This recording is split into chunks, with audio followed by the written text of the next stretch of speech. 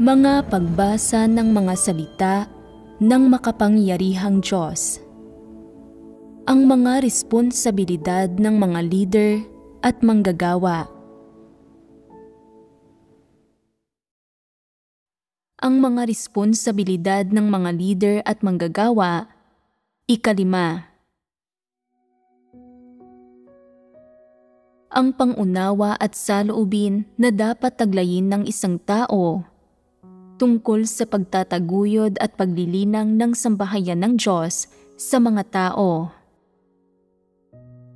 Ang pinagbahaginan natin ngayon lang ay ang mga pakay ng sambahayan ng Diyos sa pag-aangat at paglilinang sa iba't ibang uri ng mga taong may talento. Anuman ang uri ng gawaing ginagawa ng mga napiling iangat at linangin, ito man ay teknikal na gawain, ordinaryong gawain, o mga pangkalahatang usapin sa iglesia. Sa madaling salita, ang lahat ng ito ay alang-alang sa pagbibigay daan sa kanila na maunawaan ang mga katotohanang prinsipyo at makapasok sa katotohanang realidad, at upang magawa nila ang kanilang tungkulin sa paraang pasok sa pamantayan sa lalong madaling panahon, para matugunan ang mga layunin ng Diyos. Ito ang hinihingi ng Diyos sa mga tao. At syempre, ito rin ang kinakailangan para sa gawain ng iglesia. Nauunawaan mo na ba ngayon ang kahalagahan ng pag-aangat at paglilinang ng sambahayan ng Diyos sa iba't ibang uri ng mga taong may talento? Mayroon pa rin bang anumang maling pagkaunawa?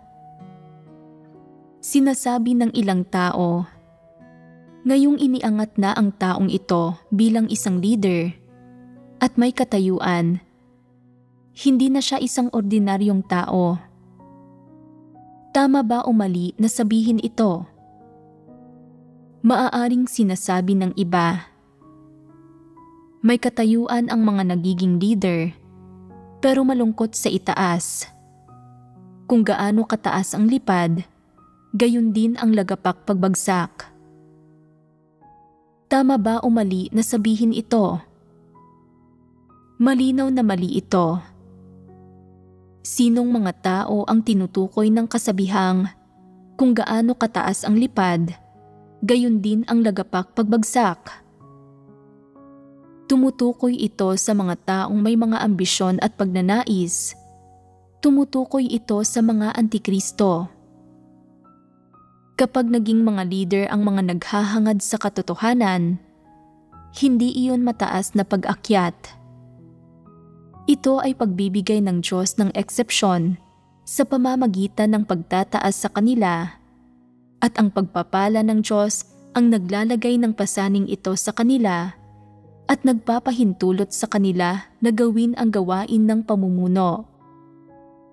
Ang kung gaano kataas ang lipad, gayon din ang lagapak pagbagsak, ay isang konklusyong ginawa ng mga walang pananampalataya, at inilalarawan nito ang mga kahihinatnan ng paghahangad ng mga walang pananampalataya ng isang propesyon sa pagiging opisyal. Walang pagkilatis ang mga hindi mananampalatayang iyon, at ginagamit nila ang kasabihang ito sa mga positibong tao na isang malubhang pagkakamali. Maaaring sinasabi ng ilang tao, ipinanganak siya sa probinsya at ngayon siya ay naging leader na ng iglesia. Isang mataas na agilang nagmula sa hamak na kalagayan. Tama ba o mali na sabihin ito? Ito ang mga maladyablong salita ng mga walang pananampalataya at hindi maaaring gamitin sa hinirang na mga tao ng Diyos. Sa sambahayan ng Diyos, pinagpapala ng Diyos ang mga naghahangad sa katotohanan, ang matatapat, ang mga may mabubuting kalooban, at ang mga nagtatanggol sa gawain ng sambahayan ng Diyos. Sa sandaling maunawaan ng mga taong ito ang katotohanan at magkamit ng kaunting tayog, Sila ay iaangat para sa paglilinang at pagsasagawa sa malaot madali para palitan iyong mga huwad na leader at antikristo. Sa sambahayan ng Diyos, ang mga positibong tao na sumailalim sa maraming pagsubok at tukso at patuloy na nagtatanggol sa gawain ng sambahayan ng Diyos ay mga taong nakatutugon sa pagsang-ayon ng Diyos at hindi magiging akma na gamitin ang mga maladyablong salita ng mga walang pananampalataya para ilarawan ang mga taong ito. Kaya, iyong mga palaging gumagamit ng mga maladyablong salita ng mga walang pananampalataya para ilarawan ang mga usapin sa sambahayan ng Diyos at para ipahayag ang sarili nilang mga pananaw ay mga taong hindi nauunawaan ang katotohanan at may mga kakatuwang pananaw sa mga bagay-bagay. Hindi man lang nagbabago ang mga pananaw nila sa mga bagay-bagay at nananatiling mga pananaw ng mga walang pananampalataya at ilang taon na silang nananampalataya sa Diyos, subalit wala man lang silang anumang nakamit na katotohanan at hindi pa rin nila kayang tingnan ang mga bagay-bagay ayon sa mga salita ng Diyos. Kaya, ang mga taong ito ay mga hindi mananampalataya at mga walang pananampalataya. Kapag iniaangat ang isang tao para magsilbing leader o manggagawa, o nililinang siya para maging supervisor ng ilang uri ng teknikal na gawain, ito ay walang anuman kundi pagkakatiwala sa kanya ng sambahayan ng Diyos ng isang pasanin. Ito ay isang atas, isang responsibilidad, at syempre, isa rin itong espesyal na tungkulin, isang espesyal na oportunidad, at ito ay isang natatanging pagtataas.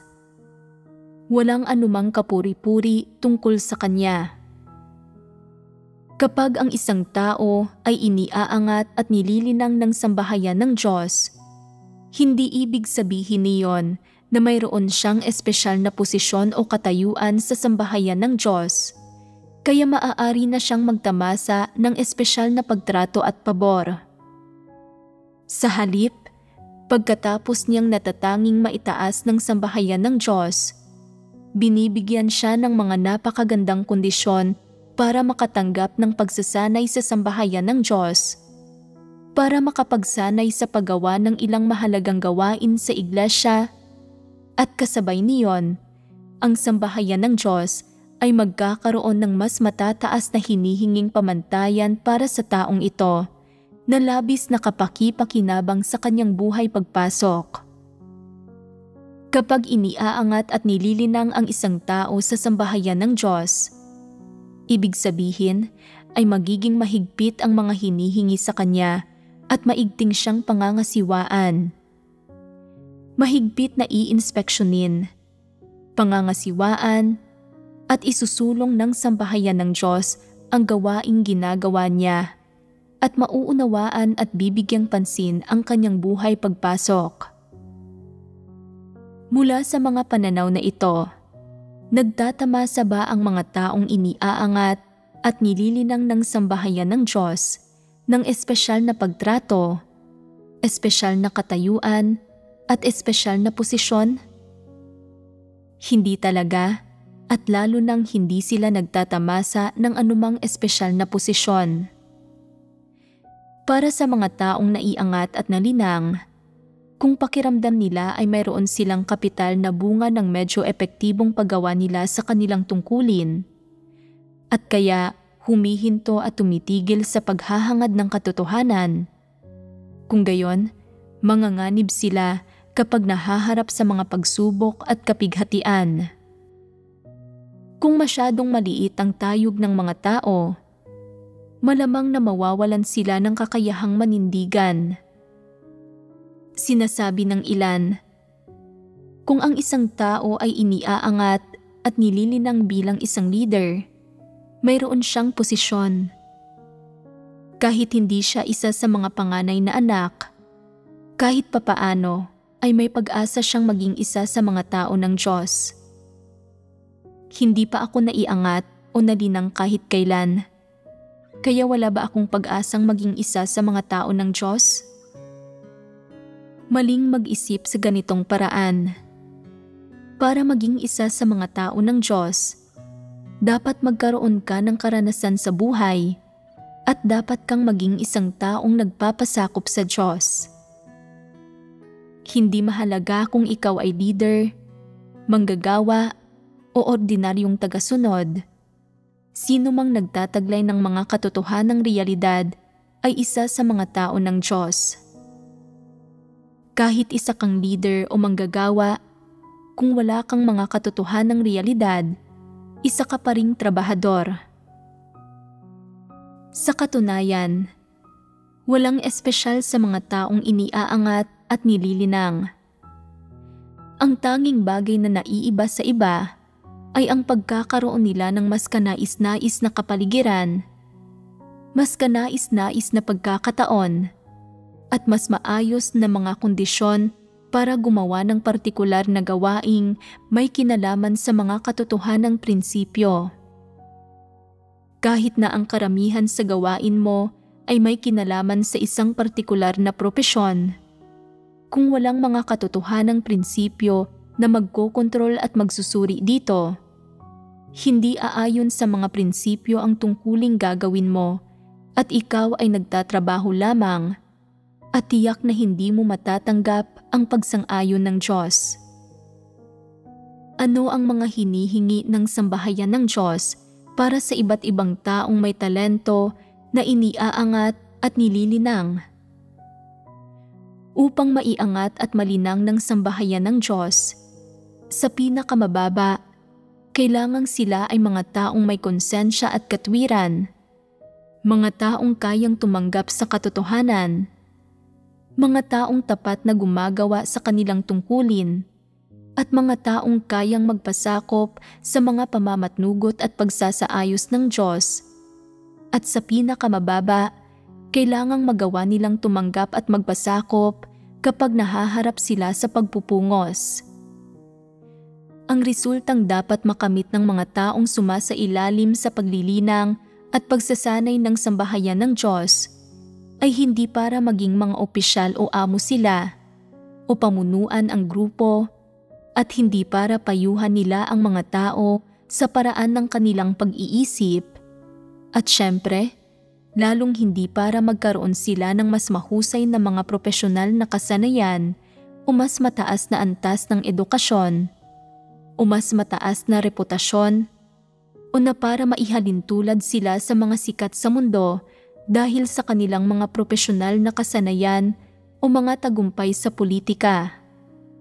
Sa halip, ang resultang dapat makamtan ay na maunawaan nila ang katotohanan at maisabuhay ang mga salita ng Diyos, at na sila ay mga taong may takot sa Diyos at umiiwas sa kasamaan.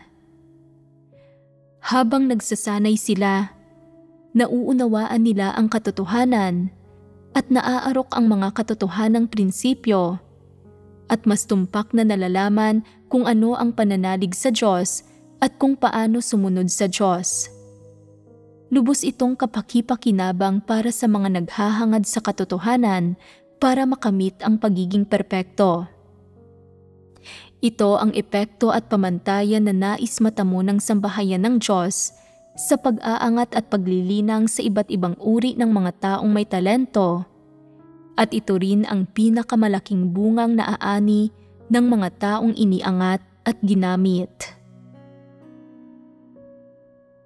Ginagawa ng ilang tao ang kanilang tungkulin ng medyo responsable at sinasang-ayunan sila ng mga hinirang ng Diyos, kaya't nililinang sila ng iglesia para maging mga leader o manggagawa. Pagkatapos magtamo ng katayuan, nagsisimula silang makaramdam na namumukod-tangi sila sa karamihan at iniisip, bakit ako ang pinili ng sambahayan ng Diyos? Hindi ba dahil mas mahusay ako kaysa sa inyong lahat? Hindi ba't parang ganito ang sasabihin ng isang bata? Ito ay pagiging isip bata, katawa-tawa, at walang muwang. Sa katunayan, ni katiting ay hindi ka mas mahusay kaysa sa ibang tao. Sadyang natutugunan mo lang ang mga pamantayan para malinang ng sambahayan ng Diyos. Makakaya mo mang pasanin ang responsibilidad na ito o hindi, ang gawin ng maayos ang tungkuling ito o tapusin ang ipinagkatiwalang ito ay ibang usapan.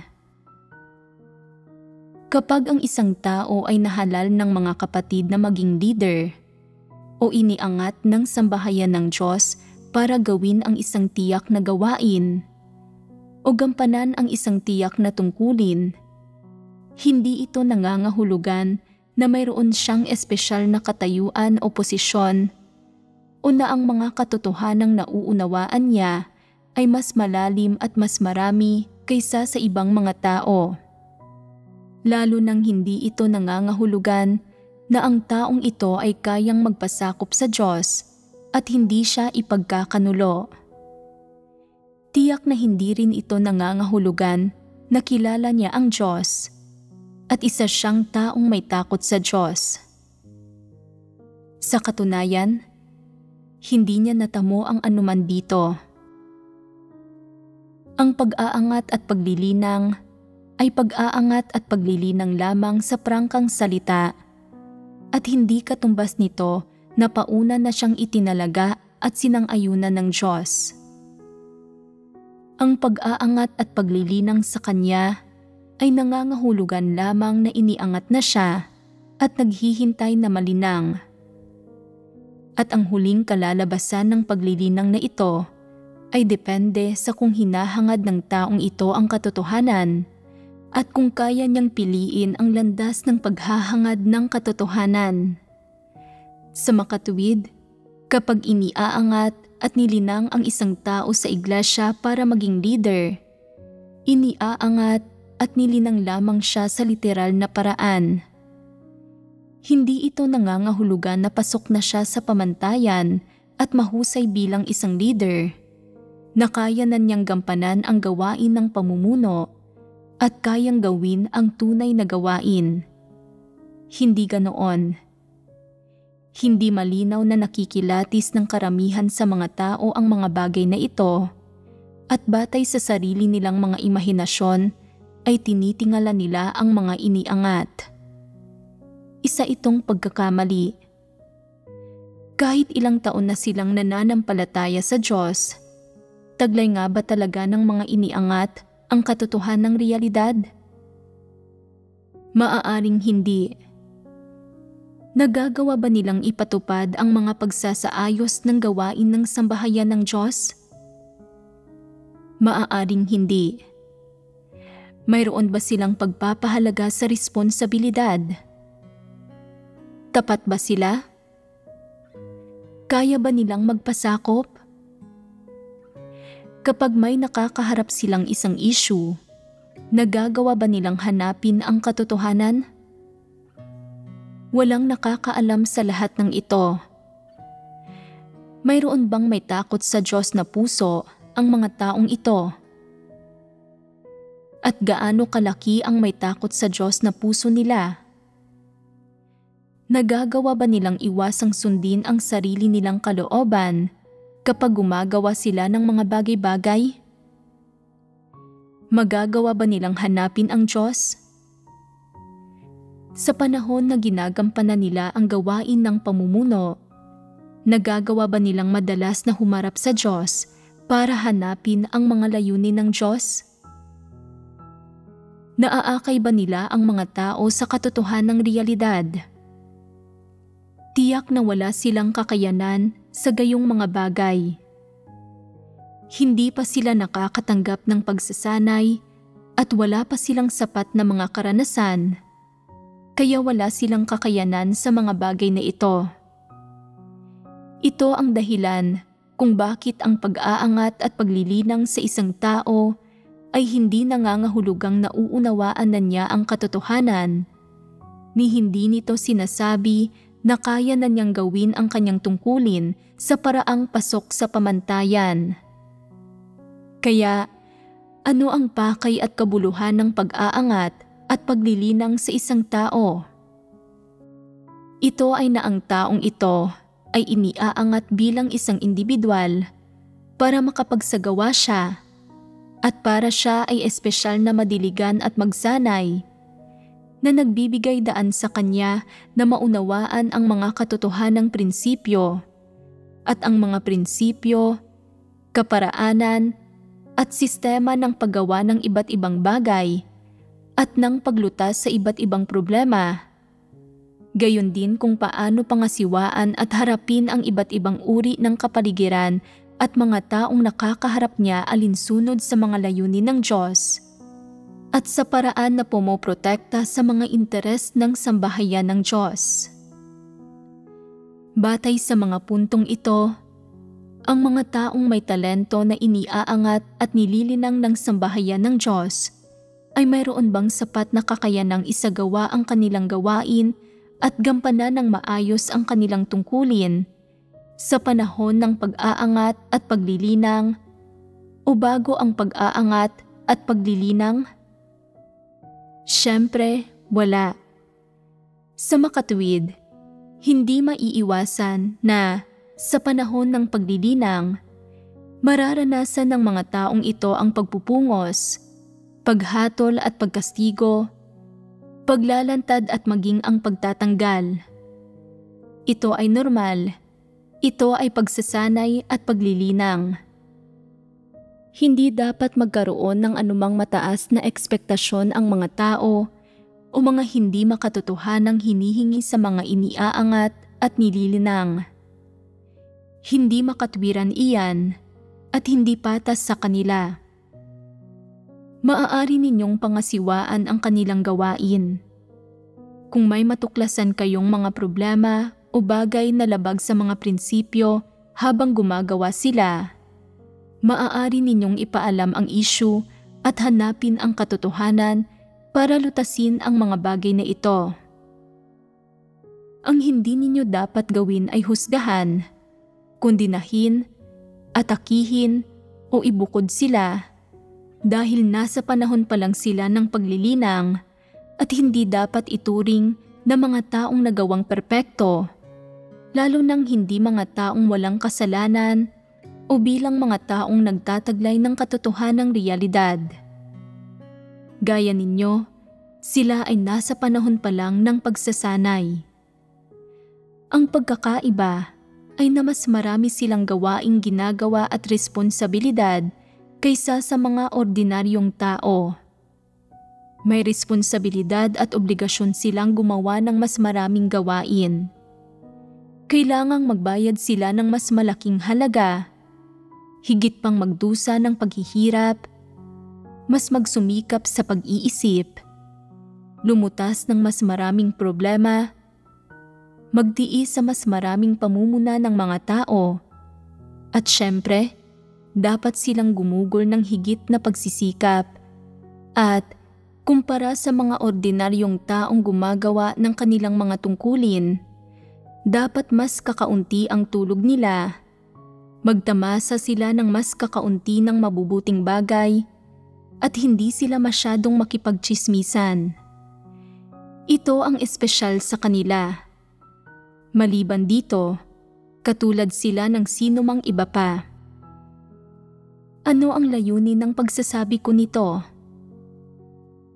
Ito ay para ipaalam sa lahat na dapat nilang harapin ng tama ang iba't ibang uri ng taong may talento na iniaangat at nililinang sa sambahayan ng Diyos, na hindi sila dapat maging malupit sa kanilang mga hinihingi sa mga taong ito, at syempre, na hindi rin sila dapat maging hindi makatotohanan sa kanilang pananaw tungkol sa mga ito. Kahangalan ang labis na paghanga at pagtingala sa kanila. Hindi makatao at hindi makatotohanan ang malupit na humingi ng labis sa kanila. Kaya, ano ang pinakamakatwirang paraan ng pagtrato sa kanila? Ito ay ang ituring sila bilang mga karaniwang tao at kapag kailangan mong kumonsulta sa isang tao tungkol sa isang problema, ang makipagbahaginan sa kanila at matuto mula sa mga kalakasan ng bawat isa at punan ang isa't isa. Dagdag pa rito, responsibilidad ng lahat na pangasiwaan ang mga leader at manggagawa para tingnan kung gumagawa ba sila ng tunay na gawain, kung kaya ba nilang gamitin ang katotohanan upang lumutas ng mga problema. Ito ang mga pamantayan at prinsipyo sa pagsukat kung ang isang leader o manggagawa ba ay pasok sa pamantayan. Kung ang isang leader o manggagawa ay kayang harapin at lutasin ang mga pangkalahatang problema, may kakayahan siya. Ngunit kung hindi man lang niya kayang harapin at ayusin ang mga ordinaryong problema, hindi siya angkop na maging leader o manggagawa at dapat alisin kaagad sa kanyang posisyon. Kailangang may mapiling iba at hindi dapat maantala ang gawain ng sambahayan ng Diyos. Ang pag-antala sa gawain ng sambahayan ng Diyos ay pananakit sa sarili at sa iba. Hindi ito makakabuti kahit kanino. May ilang tao na iniaangat at nililinang ng iglesia, tumatanggap ng magandang pagkakataon na magsanay. Mabuting bagay ito. Masasabi na itinaas at biniyayaan sila ng Diyos. Kaya, paano nila dapat gawin ang kanilang tungkulin? Ang unang prinsipyo na dapat nilang sundin ay ang maunawaan ang katotohanan. Kapag hindi nila nauunawaan ang katotohanan, dapat nilang hanapin ang katotohanan. At kung hindi pa rin nila nauunawaan matapos ang paghahanap ng mag-isa, maaari silang humanap ng isang taong nakauunawa sa katotohanan para makipagbahaginan at maghanap kasama nila na gagawing mas mabilis at napapanahon ang paglutas sa problema. Kung magtutuon ka lang sa paggugol ng mas maraming oras sa pagbabasa ng mga salita ng Diyos ng mag-isa at sa paggugol ng mas maraming oras sa pagninilay sa mga salitang ito para magkamit ng pagkaunawa sa katotohanan at malutas ang problema, napakabagal nito. Ayon nga sa kasabihan, ang mga mabagal na lunas ay hindi kayang tumugon sa mga agarang pangangailangan. Pagdating sa katotohanan, kung nais mong umunlad kaagad, dapat mong matutuhan kung paano makipagtulungan ng matiwasay sa iba at magtanong ng mas maraming katanungan at mas maghanap pa. Saka lamang mabilis na lalago ang iyong buhay at magagawa mong malutas ang mga problema ng agaran nang walang anumang pagkaantala sa alinman. Dahil kaaangat mo pa lang at nasa probasyon ka pa rin, at hindi tunay na nauunawaan ang katotohanan o taglay ang katotohanang realidad, dahil wala ka pa rin ng tayog na ito, huwag mong isipin na ang pagkakaangat mo ay nangangahulugang taglay mo na ang katotohanang realidad. Hindi iyon ganoon. Ito ay dahil lang sa ikaw ay may pagpapahalaga sa pasanin sa gawain at nagtataglay ng kakayahan ng isang leader, kaya ka napiling iangat at linangin. Kailangan may ganito kang katwiran. Kung matapos kang iangat at maging leader o manggagawa, sinimulan mong igiit ang iyong katayuan at maniwala na isa kang taong naghahangad sa katotohanan at nataglay mo ang katotohanang realidad.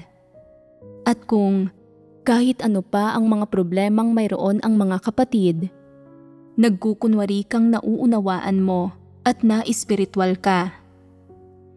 Kung gayon, ay isa itong kahangalan at katulad ito ng mga mapagpaimbabaw na pariseyo. Dapat magsalita at kumilos ka ng totoo. Kapag hindi mo nauunawaan, maaari kang magtanong sa iba o maghanap ng pagbabahagi mula sa ang itaas. Walang nakakahiya tungkol sa alinman dito.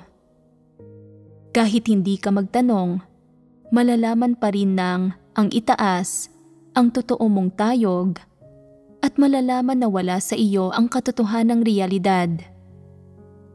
Ang marapat mong gawin ay ang maghanap at makipagbahaginan.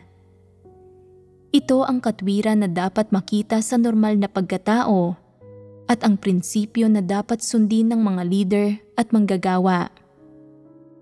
Hindi ito isang bagay na dapat ikahiya.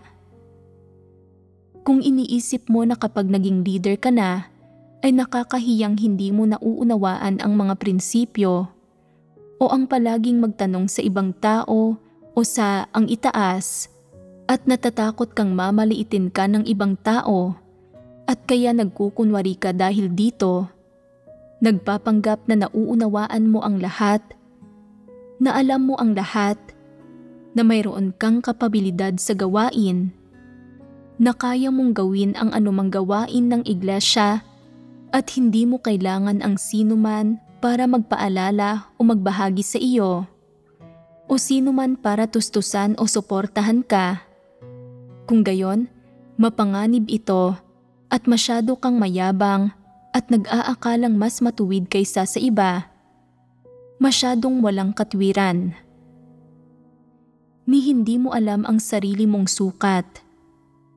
Hindi ka ba nito ginagawang isang tao na magulo ang isip?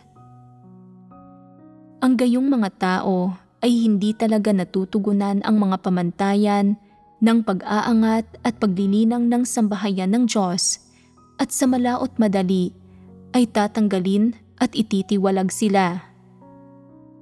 At kaya, dapat malinaw sa bawat leader o manggagawa na kaaangat pa lang na wala silang katotohanang realidad.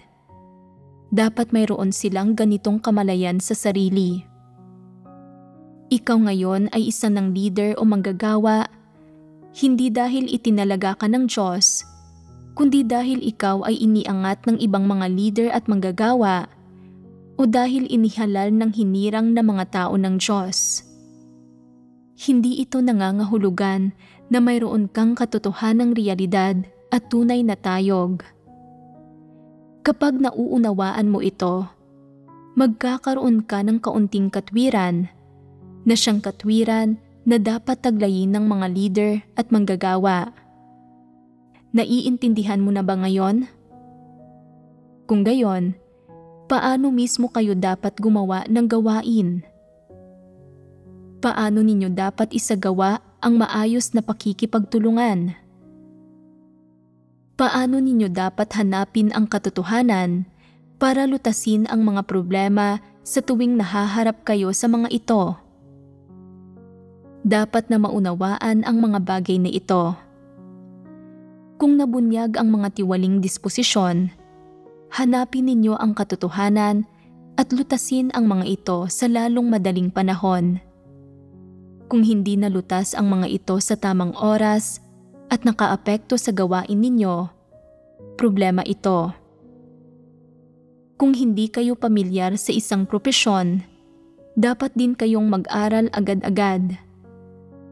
Dahil nangangailangan ng propesyonal na kaalaman ang ilang tungkulin, kung nauunawaan lang ninyo ang katotohanan nang walang pagkakaarok sa anumang propesyonal na kaalaman, maaapektuhan din nito ang mga resulta ng inyong gawain. Kahit papaano, dapat may naaarok at nauunawaan kayong kaunting pangunahing propesyonal na kaalaman para maging epektibo kayo sa pagsusubaybay at pagpapatnubay sa gawain ng mga tao. Kung dalubhasa lang kayo sa isang propesyon pero hindi nakakaunawa sa katotohanan, magkakaroon din ng mga kakulangan sa gawain ninyo. Kaya, kakailanganin din ninyong hangarin ang katotohanan at makipagtulungan sa mga taong nakakaunawa sa katotohanan para magawa ninyo ng maayos ang inyong tungkulin. Dahil lang sa dalubhasa ka sa mga propesyonal na kasanayan o sa isang partikular na larangan ng kaalaman, hindi ito nangangahulugang nakakagawa ka ng mga bagay-bagay ayon sa mga prinsipyo, kaya mahalagang makipagbahaginan sa mga taong nakauunawa sa katotohanan. Ito ay isang prinsipyong dapat ninyong sundin. Ano man ang ginagawa ninyo, hindi kayo dapat magpanggap. Nasa panahon ka ng pagsasanay at paglilinang at mayroon kang tiwaling disposisyon at hindi mo talaga nauunawaan ang katotohanan. Sabihin mo sa akin, alam ba ng Diyos ang mga bagay na ito? Oo. Kaya, hindi ba't magmumukha kang hangal kung magpapanggap ka? Gusto ba ninyong maging hangal na mga tao? Ayaw namin. Kung ayaw ninyong maging hangal na mga tao, anong uri ng mga tao dapat kayo? Maging mga tao na may katwiran, mga taong kayang mapagpakumbabang hanapin ang katotohanan at tanggapin ang katotohanan. Huwag magpanggap, huwag maging mapagpaimbabaw na mga Pariseyo. Kaunting propesyonal na kaalaman lang ang alam mo, hindi ito ang mga katotohanang prinsipyo. Dapat kang maghanap ng paraan upang angkop na magamit ang iyong mga propesyonal na kalakasan at magamit ang iyong natamong kaalaman at natutunan batay sa pag-unawa sa mga katotohanang prinsipyo. Hindi ba't isa itong prinsipyo? Hindi ba't isa itong landas ng pagsasagawa?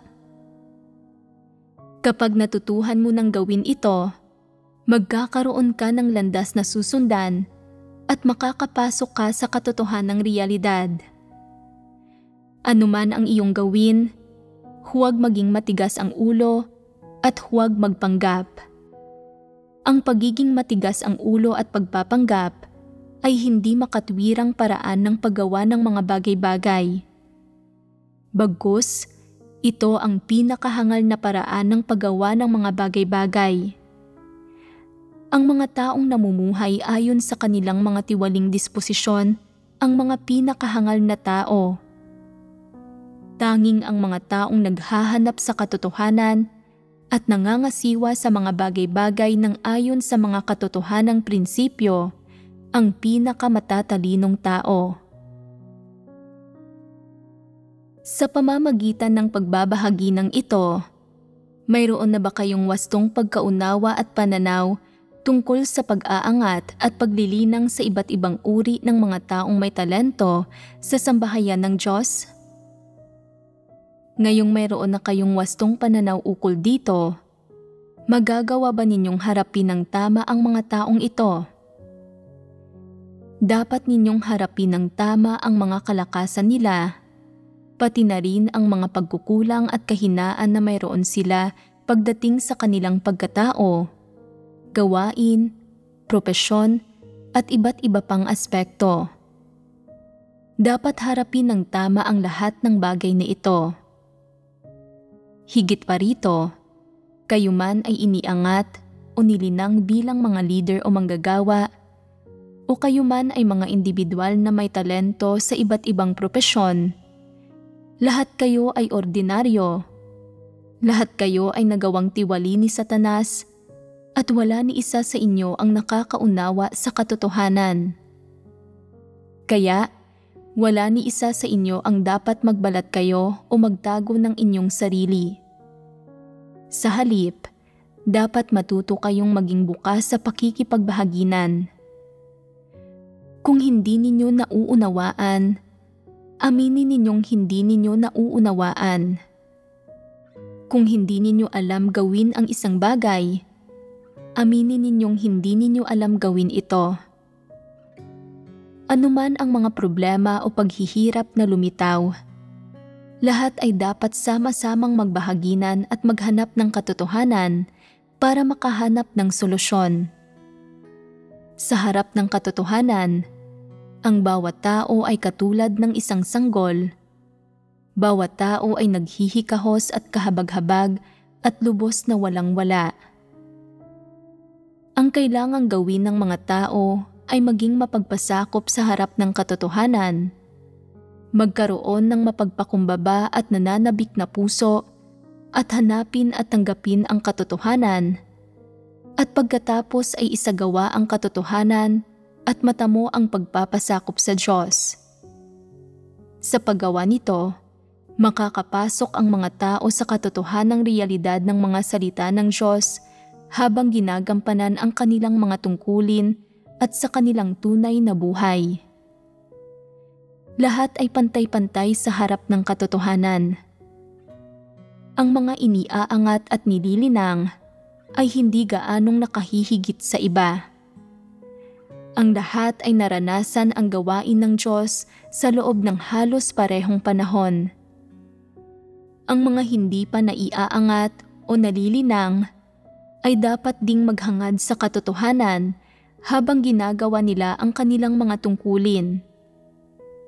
Walang sino mang maaaring magkait sa iba ng karapatang hangarin ang katotohanan. Ang ilang tao ay mas masigasig sa paghahangad nila ng katotohanan at may kaunting kakayahan, kaya sila iniaangat at nililinang. Ito ay dahil sa mga pangangailangan ng gawain ng sambahayan ng Diyos. Bakit may gayong mga prinsipyo ang sambahayan ng Diyos sa pag-aangat at paggamit sa mga tao? Dahil may pagkakaiba-iba sa kakayahan at karakter ng mga tao at pumipili ang bawat tao ng magkakaibang landas, ito ay humahantong sa magkakaibang kahihinatnan sa pananalig ng mga tao sa Diyos. Iyong mga naghahangad sa katotohanan ay naililigtas at nagiging mga tao ng kaharian, habang iyong mga hindi talaga tinatanggap ang katotohanan na hindi tapat sa paggawa ng kanilang tungkulin ay itinitiwalag. Nililinang at ginagamit ng sambahayan ng Diyos ang mga tao batay sa kung hinahangad nila ang katotohanan at sa kung tapat sila sa paggawa ng kanilang tungkulin. Mayroon bang pagkakaiba sa herarkiya ng iba't ibang tao sa sambahayan ng Diyos? Sa ngayon, walang herarkiya pagdating sa iba't ibang posisyon, halaga, katayuan, o kalagayan ng iba't ibang tao. Kahit man lang sa panahon na gumagawa ang Diyos para iligtas at gabayan ang mga tao, walang pagkakaiba ang mga ranggo, posisyon, halaga, o katayuan sa pagitan ng iba't ibang tao. Ang tanging mga bagay na nagkakaiba ay nasa paghahati ng gawain at sa mga tungkuling ginagampanan. Siyempre, sa panahong ito, ang ilang tao bilang eksepsyon ay iniaangat at nililinang para gumawa ng ilang espesyal na trabaho, samantalang ang ilang tao ay hindi nakakatanggap ng gayong mga oportunidad dahil sa iba't ibang kadahilanan, tulad ng mga problema sa kanilang kakayahan o kapaligiran ng pamilya. Ngunit hindi ba inililigtas ng Diyos ang mga hindi pa nakakatanggap ng gayong mga oportunidad? Hindi iyon ganoon. Mas mababa ba ang kanilang halaga at posisyon kaysa sa iba? Hindi. Lahat ay pantay-pantay sa harap ng katotohanan. Lahat ay may oportunidad na hangarin at makamit ang katotohanan. At tinatrato ng Diyos ang lahat ng patas at makatwiran. Sa anong punto mayroong kapansin-pansing pagkakaiba sa mga posisyon, halaga, at katayuan ng mga tao? Ito ay kapag dumating ang mga tao sa dulo ng kanilang landas at natapos ang gawain ng Diyos, at sa wakas ay nabuo ang isang konklusyon tungkol sa mga saloobin at pananaw na ipinapakita ng bawat tao sa proseso ng paghahangad ng kaligtasan, at habang ginagawa ang kanilang tungkulin, pati na rin sa iba't ibang mga pagpapamalas at saloobin nila tungkol sa Diyos. Ibig sabihin, kapag may kumpletong talaan sa aklat ng Diyos, sa panahong iyon, dahil iba-iba ang kalalabasan at hantungan ng mga tao, magkakaroon din ng pagkakaiba sa kanilang halaga, mga posisyon, at katayuan. Saka lamang mahihinuha at halos matitiyak ang lahat ng bagay na ito. Samantalang sa ngayon, pare-pareho ang lahat. Nauunawaan ba ninyo? Inaabangan ba ninyo ang araw na iyon? Inaabangan ba ninyo ito ng may kasamang takot? Ang inaabangan ninyo ay nasa araw na iyon, magkakaroon na ng resulta sa wakas at mararating na ninyo ang araw na iyon sa wakas sa kabila ng lahat ng paghihirap. At ang kinatatakutan ninyo ay na baka hindi ninyo natahak ng tama ang landas at na madadapa kayo sa daan at mabibigo at na hindi magiging kasiya-siya ang huling kalalabasan. Mas masahol pa kaysa sa iniisip at inaasahan ninyo. Kay lungkot, kay sakit, at sobrang nakakadismaya iyon. Huwag mag-isip ng masyadong malayo pa. Hindi iyon praktikal. Tingnan mo muna kung ano ang nasa harap ng mga mata mo. Tahaki ng maayos ang landas sa ilalim ng iyong mga paa. Gawin ng maayos ang hawak mong gawain at tuparin ang mga tungkulin at responsibilidad na ipinagkatiwala ng Diyos sa iyo. Ito ang pinakakritikal at pinakamahalaga. Unawain ang katotohanan at ang mga prinsipyo sa paggawa ng tungkulin ninyo na dapat maunawaan ngayon at pagbahaginan ang mga ito hanggang sa maging malinaw na malinaw ang mga ito para lubos ninyong maunawaan ng malinaw ang mga ito sa inyong isipan at malinaw at tiyak ninyong alam kung ano ang mga prinsipyo sa bawat ginagawa ninyo. At tiyaking hindi ninyo nalalabag ang mga prinsipyo o hindi nalilihis mula rito o hindi magdudulot ng mga paggagambala o kaguluhan o hindi gagawa ng anumang makakapinsala sa mga interes ng sambahayan ng Diyos. Ang lahat ng ito ang dapat ninyong pasukin ngayon mismo. Hindi natin kailangang pag-usapan pa ang tungkol sa anumang bagay sa hinaharap at hindi rin ninyo ito kailangang itanong o pag-isipan. Walang silbi ang pag-iisip ng masyadong malayo. Hindi iyon ang dapat mong pinag-iisipan. Maaaring itinatanong ng ilan, bakit hindi namin ito dapat pag-isipan? Napakalubha na ngayon ng kalagayan ng sakuna. Hindi ba't panahon na para pag-isipan namin ang gayong mga bagay? Panahon na ba? Nakakaapekto ba sa iyong pagpasok sa katotohanan ang katunayan na malubha ang sakuna? Naging napakalubha na ng kalagayan ng sakuna, ngunit kailan ba ako nagdaos ng mga pagtitipon o nangangaral ng mga sermon partikular tungkol sa sakuna? Hindi ako kailanman tumutuon sa usapin ng sakuna. Palagi lang akong nagsasalita tungkol sa katotohanan para maunawaan ninyo ang katotohanan at maunawaan ang mga layunin ng Diyos at para maunawaan ninyo kung paano gawin ng maayos ang inyong tungkulin at paano makapasok sa katotohanang realidad. Sa panahon ngayon, hindi man lang nauunawaan ng ilang tao kung ano ang katotohanang realidad at kung ano ang mga doktrina. Naglilitanya lang sila ng ilang magkakaparehong salita at doktrina at walang kabuluhang usapan araw-araw, ngunit pakiramdam nila ay nakapasok na sila sa katotohanang realidad. Nag-aalala ako para sa kanila, pero hindi sila nag-aalala para sa sarili nila. Iniisip pa rin nila iyong mga malayong bagay sa hinaharap. Hindi praktikal ang pag-iisip tungkol sa mga bagay na iyon. Ang pakay ng pag-aangat at paglilinang sa iba't ibang uri ng mga taong may talento ay hindi para gawin silang aktibong tao, ni para planuhin, na sila ay maging isang uri ng sandigan sa hinaharap, kundi para bigyan ang ilang tao na, kung ikukumpara, ay higit na naghahangad sa katotohanan at nakakatugon sa mga pamantayan ng pag-aangat at paglilinang, ng pagkakataon na magsanay sa mga angkop na kapaligiran at sa ilalim ng mas kanais-nais na mga kondisyon.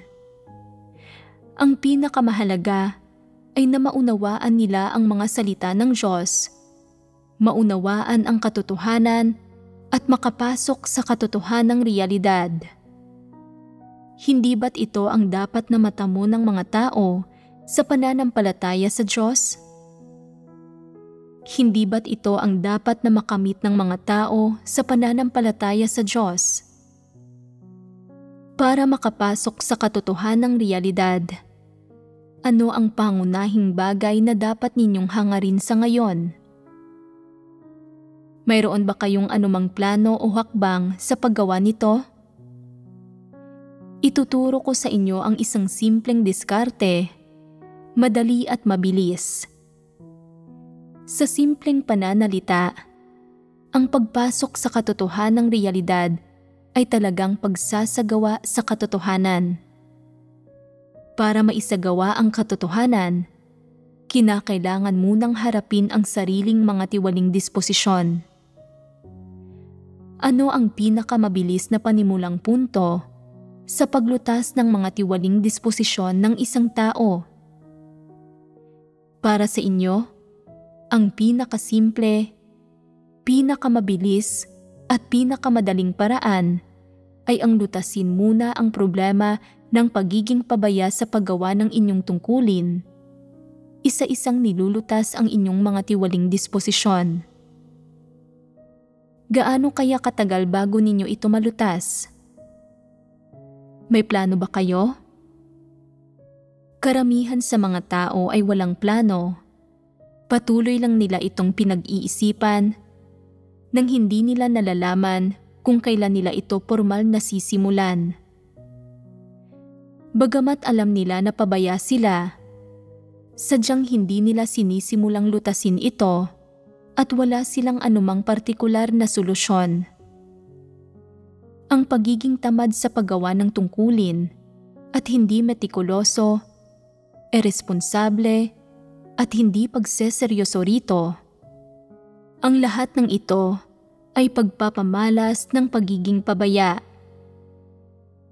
Ang unang hakbang ay lutasin ang problema ng pagiging pabaya. Ang ikalawang hakbang ay lutasin ang problema ng pagkilos ayon sa sariling kalooban. Para naman sa iba pang bagay, tulad ng paminsan-minsang pagsasalita ng hindi matapat o pagbubunyag ng mga mapanlinlang o mapagmataas na disposisyon, huwag ninyong alalahanin ang mga bagay na iyon sa ngayon. Hindi ba't mas praktikal at epektibo na harapin muna ang pagiging pabaya at pagkilos ayon sa sariling kalooban?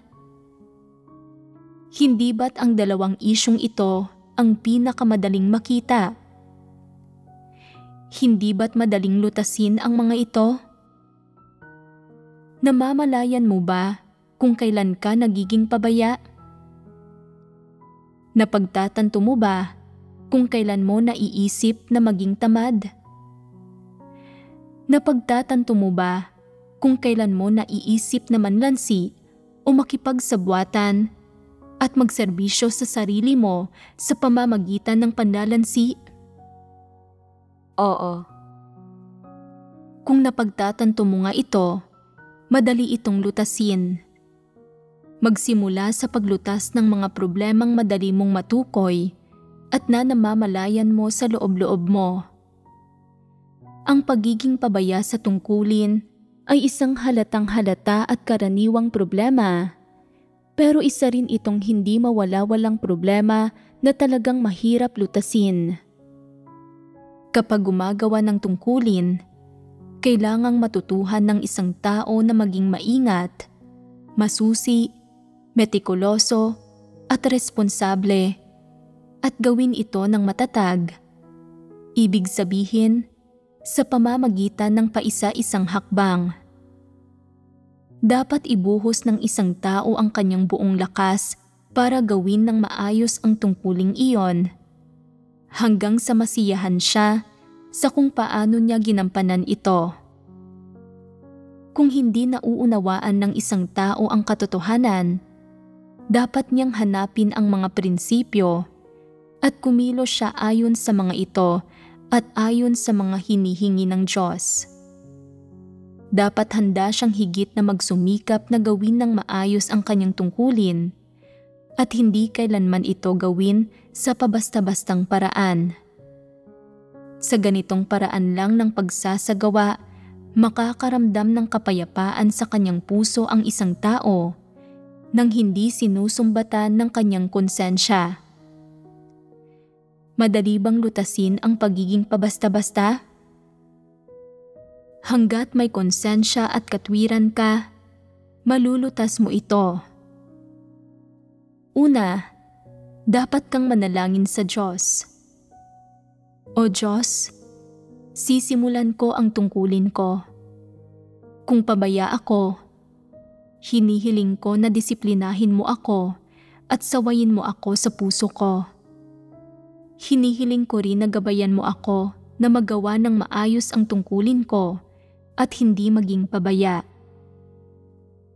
Magsagawa ka sa ganitong paraan sa araw-araw at tingnan mo kung gaano katagal bago malutas ang problema ng pagiging pabaya mo, bago mabawasan ang pagiging pabaya mo, bago mabawasan ang mga karumihan sa tungkulin mo, at bago mapabuti ang mga tunay mong resulta at madagdagan ang kahusayan mo sa paggampan ng iyong tungkulin.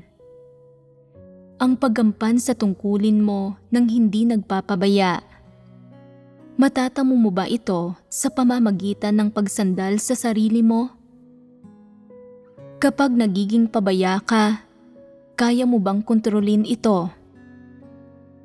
Hindi ito madali. Mahirap kung gayon. Kung talagang mahirap para sa inyo na kontrolin ito, malaki ang problemang hawak ninyo. Aling mga bagay, kung gayon, ang kaya ninyong gawin ng hindi nagiging pabaya? Ang ilang tao ay sobrang maselan sa kinakain nila. Kung hindi nila gusto ang isang pagkain, buong araw na magiging masama ang lagay ng loob nila. May ilang babae na mahilig magbihis at maglagay ng kolorete.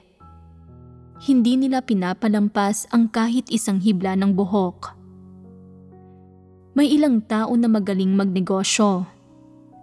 Maingat nilang kinakalkula ang bawat sentimo.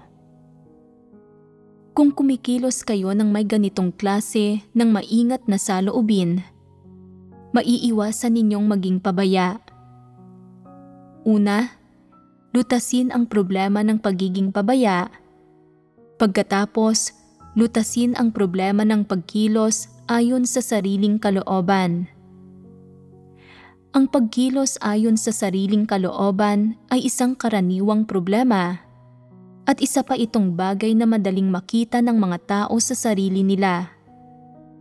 Nang may kaunting pagninilay-nilay sa sarili, mapagtatanto ng isang tao na kumikilos siya ayon sa sarili niyang kalooban na hindi alinsunod sa mga katotohanang prinsipyo. Madaling lutasin ang mga problemang nakikilala ng mga tao. Pagtuunan mo munang lutasin ang dalawang isyong ito. Una, ang problema ng pagiging pabaya at ang isa pa ay ang pagkilos ayon sa sarili mong kalooban. Magsikap sa loob ng 1 o 2 taon na magtamo ng mga resulta na hindi maging pabaya o kumilos ayon sa sarili mong kalooban o nang may mga karumihan sa iyong kalooban sa anumang ginagawa mo. Kapag nalutas na ang dalawang problemang ito, hindi na kayo malayo sa paggampan ng tungkulin ninyo sa paraan na pasok sa pamantayan. At kung hindi man lang ninyo malutas ang mga ito, Malayo pa rin kayo sa pagpapasakop sa Diyos o sa pagsasaalang-alang sa mga layunin niya. Hindi pa talaga ninyo lubusang nauunawaan ang bagay na ito.